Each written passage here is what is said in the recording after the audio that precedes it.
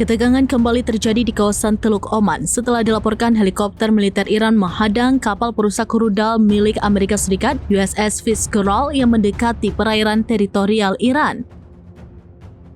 Media pemerintah Iran menggambarkan insiden tersebut sebagai momen yang tegang, sementara pihak militer Amerika Serikat menyebut pertemuan itu berlangsung profesional, sehingga tidak berdampak pada misi mereka. Mengutip dari Al Jazeera, pada 24 Juli, helikopter dikerahkan untuk menghadapi kapal perusak yang disebut mencoba memasuki wilayah yang berada di bawah pengawasan Iran. Disebutkan pula bahwa kapal perang Amerika Serikat sempat memberikan respon ancaman terhadap helikopter Iran, serta memperingatkan akan menargetkan pesawat jika tidak segera menjauh. Namun setelah peringatan lanjutan dari pihak militer Iran, kapal Amerika Serikat akhirnya mundur dan meninggalkan area tersebut.